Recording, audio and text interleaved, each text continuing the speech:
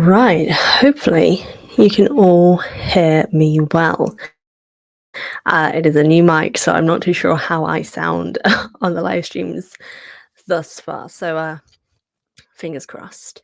But hello, everyone who is watching and has been commenting and is here for the discussion of the Chalice of the Gods, the new Percy Jackson book. I'm just going to show my copy because it is one of the few that it's not, I think it's only the UK one or maybe Europe's one. I don't actually know. But Percy Jackson and the Olympians, the Chalice of the Gods. This is what we are talking about today, and I'm very excited to talk about it because new Percy Jackson content, when would I not be excited? Before I dive in, I do want to say, if anyone wants to talk about the TV show, you can do in the comments. I will not be responding to it because the actors, so SAG-AFTRA is still on strike, which means I will not be talking about that because I'm doing so in solidarity with the unions. I know that the WGA has gotten their deal, but the actors have not yet, so I will continue to not talk about that subject. Just wanted to get that out of the way, so you know I'm not ignoring you. But yes, Chalice of the Gods. Let's begin. I'm going to be doing my usual breakdown of two different things, so the non-spoiler and then the spoiler section. Regulars, the writer's strike is over, the actor's strike is not. So they are still striking the actors. They're still waiting to get their deal. Just so you know. But yes, Chalice of the Gods. So let's get straight into the non-spoiler section. So those who haven't yet read it yet, don't worry, I will not be talking about plot-related things. And I do have a lot of things to say, non-spoiler wise. The main bit being, yes, Disney pay your workers. The main bit being that being in the first-person perspective of Percy again was amazing, and I was actually really, really happy to be in Percy's POV once more with the same sarcastic overtone, the same narrative styling. You know, the whole the first person stuff of it all is just it was refreshing after not having that for a long period of time. And it definitely feels like the original 5 books. It doesn't have it for the UK version, but I do know that for some reason it is being listed as the 6th book in Percy Jackson and the Olympians, when this is set after Heroes of Olympus, so it's really weird. Because it's not part of the Olympian series, because it's set after Heroes of Olympus. But anyway, hold on. I practically screamed when I saw the first line, look, I didn't want to be a high schooler. Yeah, the vibes were there. It's brilliant. Just the vibes of this book in general is just very Percy. And I was really happy to see that again because we've not had a Percy POV since 2015. And I was just glad to be back in his world. I'm still sad that he's still a high schooler and he's still a teenager. Rick let this boy grow up and be out of high school.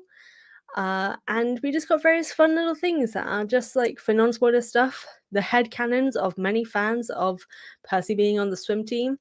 Fabulous. It happens. We don't fully know when the timeline for the Chalice of the Gods is. And I will actually eventually end up doing a timeline video for the whole of the Rowanverse because the timeline is weird, but that's a conversation for another day. But yeah, we have our golden trio back in this, and we have an introduction to many other new gods as well, which was really fun. I enjoyed learning more about these Greek gods. Obviously, it's not fully accurate. We know Rick Riordan, he takes his liberties. But meeting these new gods, in this case, the main one being Ganymede, who is the god that Percy is getting the chalice for. It is set after Blood of Olympus, yeah. A couple of months after, I believe, but not too long after. Because it's into the new high school year for Percy. Because I believe he's like only in the first couple of weeks, for like first month of his final year at high school. So it's definitely after the summer of Blood of Olympus. But yeah, it's only been a few months at this point in time.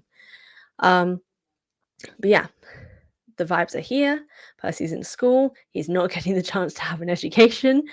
The fact that his high school is called Alternative High School, which is a strange name, but yeah, I personally did enjoy it. I will say, for one negative, it didn't need to be 3 books. The collecting references and recommendations from gods, the reason why was odd to me, and also just I'm glad we're getting more Percy content. Don't get me wrong. I was really happy to be back. Oh, sorry. I was really happy to be back in Percy's POV and have more of our main trio. But I did not think that this needed to be multiple books for multiple recommendations. It should technically be after Staff of... Yeah, no, it's... I believe it's also set after Staff of Serapis. But Rick did not remember that because those adventures are not mentioned in this. King Chronicles is rarely ever mentioned in anything relating to Rick's work. But anyway... yeah, so it's set after Blood of Olympus, set after the events of when Annabeth met Sadie in Demigods and Magicians. And I think also, I don't know, it's the timeline's weird. Anyway, so ironically, I'll be doing this on my podcast at some point as well, because this is set after Blood of Olympus. So this is going to be fun to see how that lines up timeline-wise. But yeah, for the main story itself, really enjoyed it. Again, I personally do not believe that it needs to be 3 books for 3 recommendation letters. It just because I think it could have all been done in 1 book, because there are aspects of this that I will get to in the main spoiler section that felt slightly draggy. And it's like you could kind of tell that this was being made to expand in terms of storyline. There is one section, like there's basically one part of this I'm like, I'm really glad that this was there and could see why this was expanded. But the 2 other parts, ironically, the bit related to this cover specifically, I personally do not think needed to be there. It just felt like a need to expand the plot to then justify why they need to be 2 other books. But that is much of a personal opinion, and I don't think a lot of people were going to agree, because of course everyone wants more Percy Jackson content. I want more Percy Jackson content. I would rather like proper books, if that... Not that this... Okay, that sounds really mean. I like these things. This is like... It's like giving the Demigod Files sort of things. There's the short stories. And honestly, that's kind of what I initially thought Chalice of the Gods was going to be. I thought they were going to be short stories. Well, it's like 3 short stories in 1 book to do with Percy getting recommendation letters. But then obviously because of the title, it's kind of like, I feel like that's not what's going to end up happening in the end. And now obviously with the announcement of, what was it called? The 3-something goddess? Yeah, but the one that's coming out next year, which is basically the 2nd book of this. I get it now. I'm like, okay, yeah, it makes sense. I'm not against it, and I'm intrigued to see what the next story will be. I just personally don't think it needed to be. But the reasons behind these books were made, which I can't talk about because Disney pay your writers, not your writers, Disney pay your actors, sorry. Triple Goddess, that's it. The next book is the Triple Goddess. And there'll likely be a 3rd book as well. Again, all for Percy Jackson content. Just personally don't know if these needed to be multiple books. But that's kind of all I really have to say in the non-spoiler section. I did really enjoy getting more Percy Jackson. Seeing him and Annabeth's relationship being, focused on in a book, because we've not really had a book that's had the opportunity to focus on their romantic relationship in positive ways. Because obviously Blood of Olympus, they had all the trauma going on with that and the separation. It's the first time I'm really seeing their relationship being explored. And I really enjoyed that, because their relationship, it's sweet. They have inside jokes sort of things. Her relationship, Annabeth and Sally's relationship in this book is so sweet and so wholesome. I actually adore it. So seeing all those things were really great. And also just, seeing Percy get to be with his friends again was great. And seeing this trio going on quests again was like nostalgia.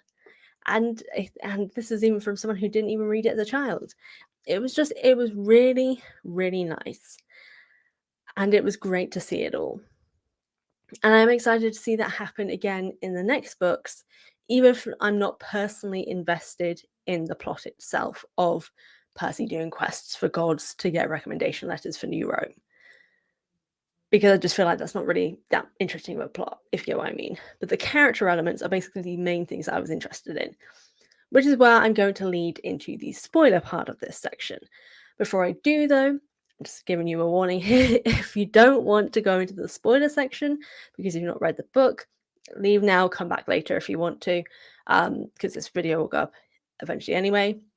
Before I do, though, I'm just going to answer some of the questions or some of the things mentioned in the comments. Darcy, I'm not going to bring up one of your things because I'm not talking about that specific content because the Actors Guild is the Actors Union is still striking, and I'm doing solidarity, so I won't respond to this part. But yes, Wrath of the Triple Goddess is the next book. The technically be set after Staff of Sepsis, Serapis, not Sepsis. Yeah, honestly, I did actually really want that to be mentioned in this book. And I think I spoke about it with Owen, who is the podcast host of Through the Mist, because he thought it was set around then or set after as well. But Rick does forget about King Chronicles often, so it doesn't surprise me that it wasn't mentioned. Oh, college is a pain. Yeah, I need to see Percy in college, but I know Rick is never going to let us. Rick is never going to let us see him be 18. He's going to be 17 forever. Have you heard the musical soundtrack? If so, what's your favorite song? Oh, probably the Campfire song. I think the Campfire song is my favorite. But yeah, the musical was really great, by the way. It needs more. I wish it came here to the UK. I would have loved to see it on the West End. But yes, to now go into the official spoiler section in relation to Chalice of the Gods. I want to know stuff about New Rome University too. Yes, me too. Because currently all I know is that New Rome is prejudiced against the children of the three. Because, as is mentioned for the spoiler section, Chalice of the Gods, the only kids who have to get recommendation letters from the gods are children of the big three because they are broken vow kids. So, as punishment for being broken vow kids, they have to get recommendation letters to go to college, which is just so weird to me. Just like, it was. It was a weird choice. I don't fully understand. Like, just have it be that everyone has to do it, because that'd be really funny. Just have it be that everyone has to do a quest for a god to get a recommendation letter. Or unless you're like what was it? You've been a member of the what was it? They mentioned it in Heroes of Olympus. I can't remember the name of the thing. If you've been part of the Roman army in New Rome for however many years you need to, then you get to go to the college for free, and you don't need to do the recommendation letters. It's random. But it's a choice. Oh, someone just asked a question. Also, New Rome hates Minerva, so why is Annabeth going there? I think they've kind of gotten over it. It was Octavian who was the main problem, I think, and then the ghosts, but they were sexist, so I think they've probably grown from it anyway. Oh, someone said, I would think they would have problems with Children of Athena too, because, yeah, it's the same thing. Yeah, so I assume they've maybe just gotten over their prejudice because Annabeth is so badass, but who knows?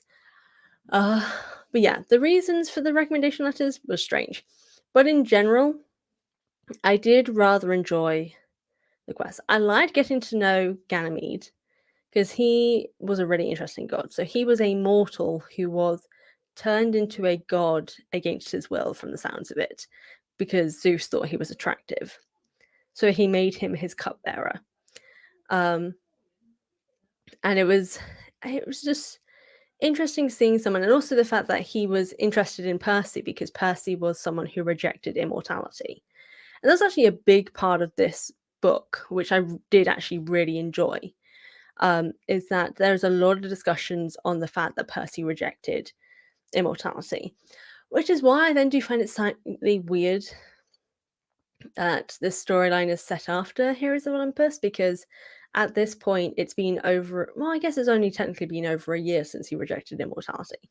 But I just felt like it was like I would almost half get now why they're saying it's book number 6 in the Percy Jackson and the Olympians, even though it's set after Heroes of Olympus, because they're referring to so much that happens in like the last Olympian. That's a conversation for another time or later on.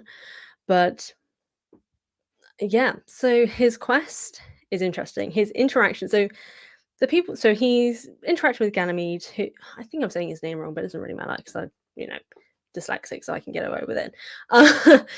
He has lost his cup, and the cup basically grants people immortality if they drink from it. And that's why it's a problem, because if it gets into the wrong hands, that's terrible. Um, so it's like, oh no, this is really bad.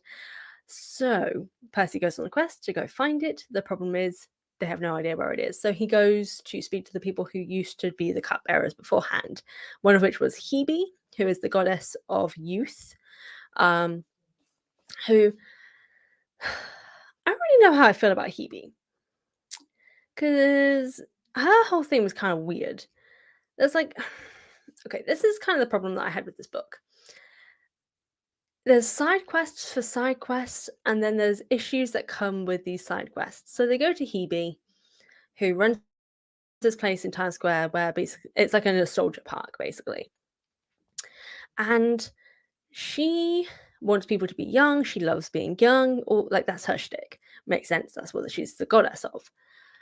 She was insulted that Percy rejected immortality. She's then doing the whole nostalgia trap thing feel meta. It did kind of a little bit. Like I felt called out slightly, but it was kind of funny at the same time. But yeah, so Hebe is insulted that Percy rejected immortality. She's then further insulted when he insinuates that she stole Ganymede's chalice. So she turns Percy, Annabeth, and Grover into children, like reverts them till they're 8 years old, and then sends murderous chickens after them.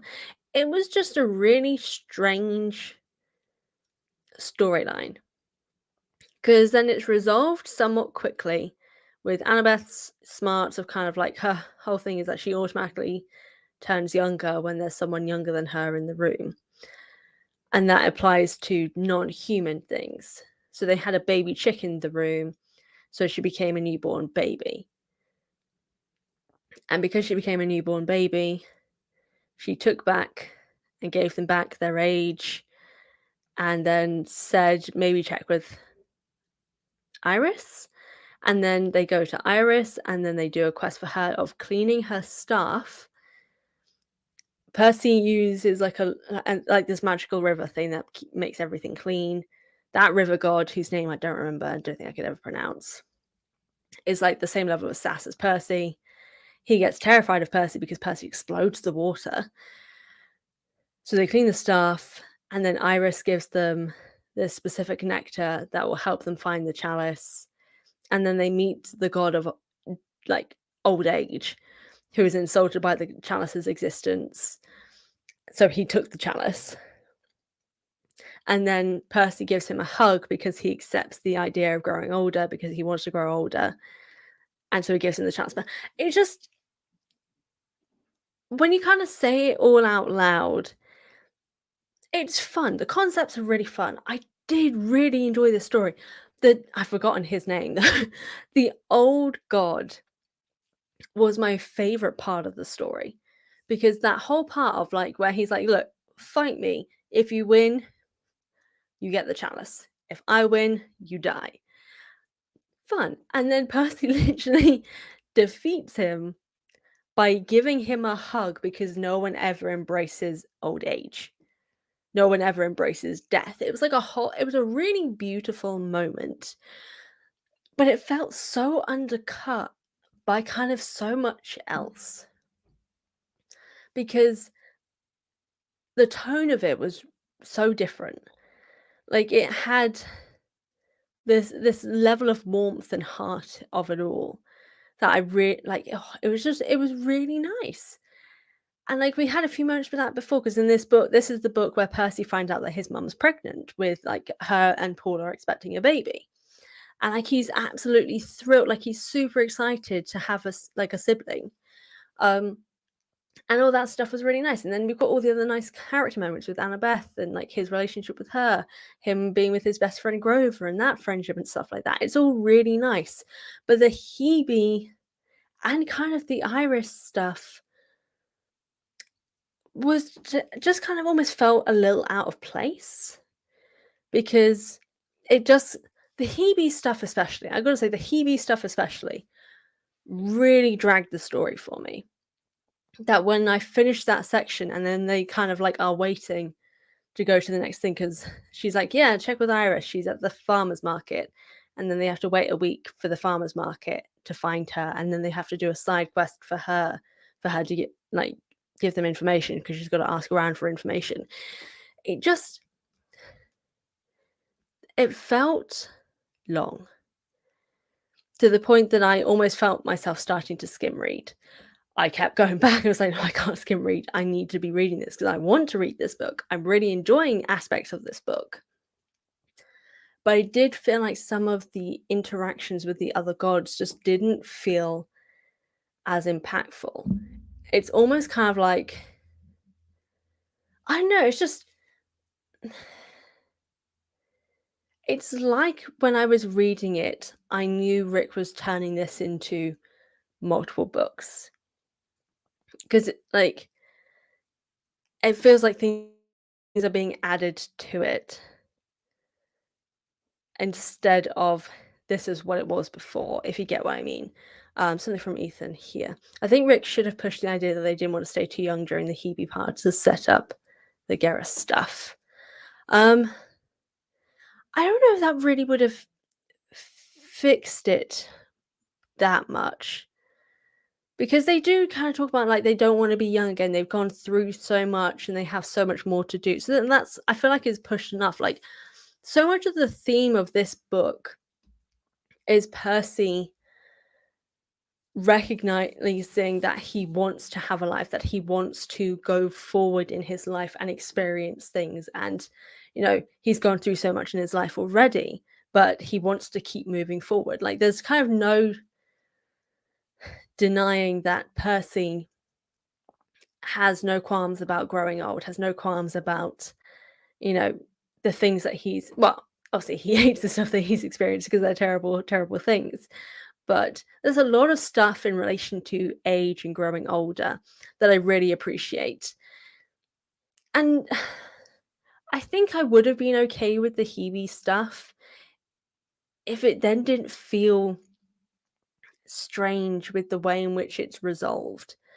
Because the fact that, like, she's only ruled out because she's like, oh, I just want to see Ganymede embarrassed anyway. It's just, I don't know, I think it's almost like the Iris stuff is the bit that's the problem. But the reason why I'm focusing so much on the Hebe stuff is because it was the strangest part of the plot because of them being turned into children as a punishment, and then when like, it's solved quickly, and then I don't know, it was strange, and then, if anything, the Iris plot, I think, was the more interesting one because it was kinda like, "Oh, this is kind of interesting stuff to happen." It just ended up not being the one that needed to be there at all. If I don't know where I'm going with this. Uh, hold on. At 18, he literally stops being immortal teenager every day, which is a great motive.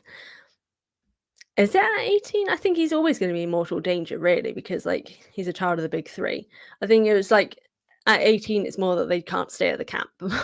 I think that's the only thing that happens at 18 is that they no longer have the camp's protection because they graduate from Camp Half-Blood. So they just have to fend for themselves. I don't think there's anything about being in less danger. I think they're always in danger in some way. It's just that they don't have a choice about having protection anymore because Chiron kicks them out. They have to go to the mortal world at 18. But I don't know. It's just the concept of this book being about mortality is really, really interesting. I just don't think it was explored enough.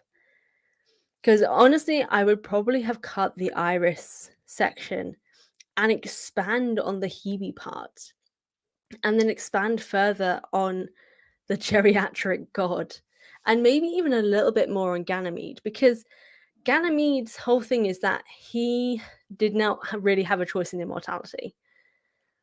And it would have been interesting if he resented it. It would be interesting if,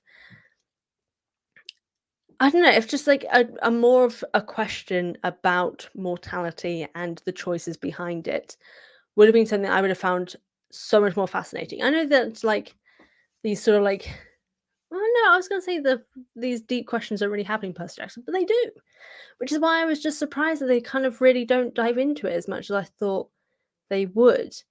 Because the Hebe section would have been a really interesting part to discuss mortality and discuss also, like, you know, the fears that people have of growing older in more depth. And then when it gets to the geriatric god, yeah, people are afraid of growing old, but like have that like if you have that earlier section with Hebe of her, maybe because she's a god and they're stubborn, not understanding why people don't want to not grow old, but having Percy try to explain it to her as to why he didn't want immortality, I think it would have been really interesting to then contrast that with later on when he's literally fighting with old age, basically. I don't know, I just like there is a way to set this up in some way. I think Iris is kind of almost the problem because it feels really disconnected to the rest of the story, because like Iris isn't a god of youth or more like mortality or anything like that. She's just kind of, she's a messenger goddess, and maybe there's something I'm missing, I don't know. From Ethan, the stuff with the child of Iris, Blanche, I think her name was Blanche, was weird since it just set out that Grover was nervous. Yeah, the child of Iris thing was odd, and then the relationship drama with Grover and his girlfriend Juniper because of her was also odd. It just, yeah, there were choices in this that I wasn't the most fond of, and I think it's just because I really liked what was brought up with the geriatric god. So I'm just going to keep saying geriatric god because his name is similar to geriatric, which is where we got the word geriatric, and I just don't know his name, or at least don't know how to pronounce it. So the geriatric god part was just the whole scene of where Percy is hugging this god and picturing him and his friends growing older, seeing their life play out in front of them, and kind of just thinking those things whilst he's hugging this god, to the point that the god pulls away from him and it says, no one has ever embraced me this way. No one has ever. Oh, Garrus, that's it, yeah. And it was just such an incredible moment. And like, I know Percy is technically doing it to like win the fight, but you know it was legitimate too, of just like, you know, he's thought about ways of growing older with his friends and the people he loves and cares about. So it's why I was kind of like, I really wanted more with Hebe to explore the idea of mortality throughout the book in more ways. And I think the Iris part just kind of undercuts that more because it's a section that is quite a bit longer than the Hebe stuff, I think. That doesn't add to that conversation. But I don't know, it could just be me. You guys could have really enjoyed Iris. And like, I'm not saying that the book is bad. I do feel the need to point that out here. I did really enjoy it. My only qualms is that I wanted more aspects of the mortality discussion because of what happened with the geriatric bit. And the geriatric bit, the Garrus geriatric god, because that was just such a powerful moment. And I just wanted more oomph from it. I think I would have gotten that if there'd been more of those things like woven throughout the story. And it was a really good book. Solid character moments. Paul, okay, I'm just going to read some of the things because I did mark some aspects in the book. Where is it? There is, okay. There is a moment where Percy and Annabeth, it's to do with Hebe's karaoke bar, where they are just singing karaoke together.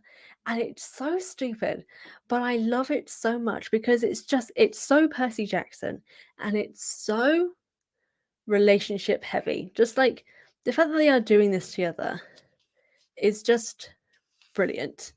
And it was just great. It's just such a nice moment.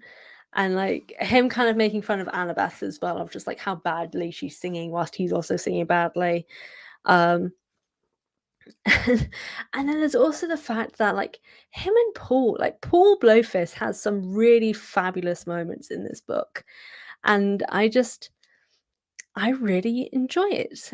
He talks about how, Paul, like he talks about the fact that his mum and Paul are also looking like they're growing older. Paul is also like, Paul is a great dad. Like he is fantastic as a dad to Percy. And yes, I am saying as a dad because Poseidon is shit, continues to be. And I know he's saying stepdad, but like Paul has already kind of been a better dad to Percy than Poseidon ever was. And he is very, very anxious about Percy for the quest that he does. Yes, sorry, Christina's just put into the thing, I love Paul and Annabeth's friendship too. Yes, Paul and Annabeth's friendship, Annabeth and Sally's friendship, like Annabeth is baking cupcakes and giving them to Sally, and it's just beautiful. There's a whole moment where like Percy's walking up to them, and it's just like a moment that it says here, it's just like, while she and my mum were chatting about frosting, that's him, Annabeth and his mum, I checked in with my stepdad, Paul, who was clearing stacks of student essays off the dining table. The dude worked non-stop, I swear. It almost made me feel bad I didn't put more effort into my homework. And then he talks about his work clothes, his blue dress shirt, faded jeans, widely coloured ties with pictures of books on it. His grey flecked hair had gotten greyer and fleckier over the last few years. I try not to think it was my fault. He worried for me knowing my demigod history. He worried for my mum, worrying for me. He was a great guy. I just preferred to think that teaching job was aging him rather than the constant life and death fights I went through. I tried to keep the worst details to myself, but Paul knew. As much as any mortal could. He had seen my world up close and personal during the Battle of Manhattan. And it's just, I just really love that because like Paul is great. And it's just a really nice moment of Percy getting to have a life with his family. And like considering they have this whole section later on as well about, them announcing the pregnancy and Paul being nervous about it because like he doesn't want to upset Percy, or at least that's kind of that's the inclination I got from it, is that he was worried Percy would be upset about this pregnancy, about this news. And Paul is just a stand-up guy. We need to give more love to Paul Blowfist. Maybe I should do a video on Paul Blowfist and how awesome he is. And yeah, I just really love it. I really enjoyed these little bits here. Hold on. I love the small moments when Rick connects Rick's reaction to Estelle to Annabeth's qualms with her family, her little brothers. Yes, this is what I mean. There are so many good character moments and character relationship moments in this book, which I have missed dearly because like we got these really great ones in Trials of Apollo with Apollo and Meg bonding over trauma. But it's the nice moments that I've really missed as well, of like seeing people like this is a new family for them. Sally is the mum Annabeth never had. And Paul is also kind of like the dad she never had because her dad's shit. Uh, and it's just really nice. I'm really happy for Annabeth to have a family that really actually gives a shit about her. I'm really happy for Percy to also have a family because his mum's happy. His mum is living her best life, and Paul is giving that to her because he is treating her like the queen she is. I just love it. And also the fact that Grover is also happy, even though there's that whole random Juniper problem because he was gushing over another girl who was doing his photos. This is a weird thing. I guess it's just nice seeing Percy and Annabeth finally having a nice life in the future. Exactly. I really, really enjoy that. I love seeing those moments in this. To the point that I almost kind of was like, do more of that. Or even like just more of that. More of that. We didn't need the Iris things. Just give me more Annabeth, Sally, Paul, Percy. Just more of these things. Because also, because they were talking about Paul being involved with the battle for Manhattan, there was like a full moment where I was convinced that like the last battle, not the last battle, the last quest was going to feature Sally and Paul. Like I was convinced that they were going to be in a part of this from the way that was brought up. And now I wish it happened. Also, Rick's meta moment where Sally says a review complaining that our books are pandering to paganism. Oh God, I actually missed that line. I would die for many short stories of them just enjoying life. I would too. I got to say, there was a fabulous moment where I see if I can find it. Hold on. I can't remember if my hair is falling out. If I tagged it, I think I did. I think I accidentally just closed it. There we go. Is this it here? Oh yeah. So the due date is March 15th. The idea is of March. That's just a best guess. My mum winked at her. Percy came much later than expected. So this is a thing. Sally met Poseidon in the summer. She then had Percy, but Percy's birthday is in August, which means she was pregnant with him for 12 months. That's quite literally. Is it August? When's his birthday? His birthday is August, or is it July? I've just said it now. I'm now questioning myself. Percy Jackson birthday. Oh, is his? Yeah. Okay, yeah. His birthday is August. August 18th, so nearly the end of August. Sorry, that's my throat. So she meets Poseidon over the summer. The summer in the US ends end of August, September, I think.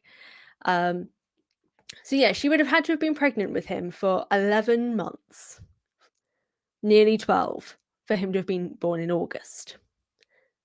So yes, Percy came much later than expected. He came 12 months, which is humanly impossible. But, you know, whatever, it's fine. It just makes me laugh. Because like I just read that and I was like, I wonder if that means that Rick has realized that he messed up the time. Sorry, my hair is really pissing me off now. I'm just gonna take it out. Maybe he just realized that he screwed up with the timeline for her birthday, which is actually hilarious to me.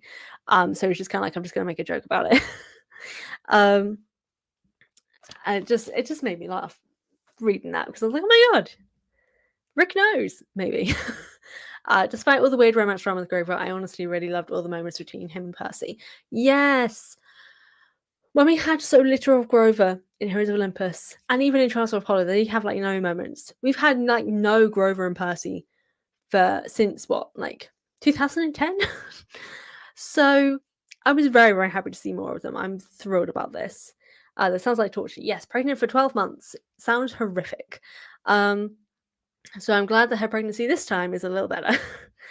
So yeah, that's kind of all I have to say. I really did enjoy Chalice of the Gods. I do wish it was slightly better in terms of the conversations that were brought up about mortality, just because I wish there was more of it. And I don't think it needed to be 3 books, but I'm also not opposed to more Percy Jackson content. Oh, am I missing something? Because when did Annabeth get a new knife, or is it just the wand Sadie let her keep? So this is the thing. This has been discussed, not here, but with other people. So she lost that wand thing that Sadie gave her. So I don't know what this dagger is or this knife is. I don't know where it has come from. Because you'd think she would mention that it came from Sadie if it was the thing from Sadie, which is why I just think Rick forgot and just kind of gave her a random knife. Because he forgets a lot of things. So yeah, I have no idea where this is from, how she got it, or anything like that. I don't think it's from Sadie. I think Rick just forget the knife thing? Yeah, I think he did. I don't think he remembered Sadie gave her a thing. I'm also pretty sure she lost what Sadie gave her.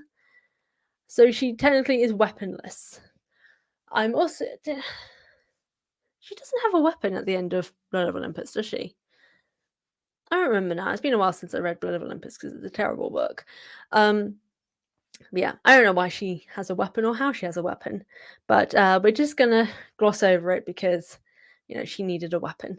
By the way, the fact that Percy's weapon has an age restriction on it, stupid. So stupid. I hated it. It was funny, but it was stupid.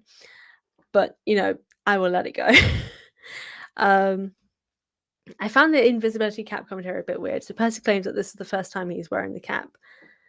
Yeah, he has worn the cap before. Yeah, he has worn the cap. Yeah, he wore it to sneak up on Nico. He's had the cap before because Annabeth loses the cap and he grabs it after she's fallen off the cliff. Yeah, he has worn it before. Again, Rick forgets many, many things. She gets the sword in Tartarus. Yeah, so you think they would mention... Again, Rick forgets many things. I forgot she lost Sadie's one. Annabeth needs to stop losing knives. It's probably just Rick thinking of TLT while working on the show for so long. Yeah, probably. Also, Percy literally never used Riptide in this whole book. Yeah, honestly, I'm not against that. Because it was nice seeing him use his abilities, or just even him not fighting. I'm kind of all good for him not fighting. Because we don't need fighting in every book. I like that he used his words. He was stupid with his words, but that's Percy, and it was very funny. And we just got good character moments between him and Annabeth for those moments. Yeah, overall, 'tis a good book. Could have been improved in some areas, but it was an enjoyable read. But that's kind of all I have to say. If anyone has any things that they want to mention that we can talk about, let me know. But if there is nothing further, I may end up ending the live stream because this has been a good chat. I'm glad to have been able to have the chance to talk about this because I love talking about Percy Jackson content. It's why I have this channel. And yeah, it was a different kind of book, but it had the right vibes. I'm hoping for the next book that if we get a similar theme to like what we got here with mortality, that it's discussed slightly further and explored further, because that's all I wanted. I just wanted more exploration of that theme, because theme is cool. I mean, they did it really well in The Sun and the Star, the theme of grief and trauma. Just do that. Just dive into it a little bit more. Explore it. And yeah, that is all I have to say. So there have been no further comments. So I think that's going to be the end of this discussion of Percy Jackson and the Chalice of the Gods. I will be back to regular videos this coming week. I'm sorry I didn't have one out yesterday. I was hoping to do a live stream for this yesterday, but then I got very sick. So I didn't have the chance to do it. But yes, back to regular videos, and I hope you all enjoyed discussing this. And afterwards, for those who will be watching later, you can comment your thoughts on the book in the comment section down below. If you want to support me, consider checking me out on Patreon for as little as $2 a month, or you can buy my books, which are also linked in the episode show, in the description box down below, because that's a thing. And yeah, this has been really fun, everyone. Thank you all so much for tuning in, and I'll see you all next time.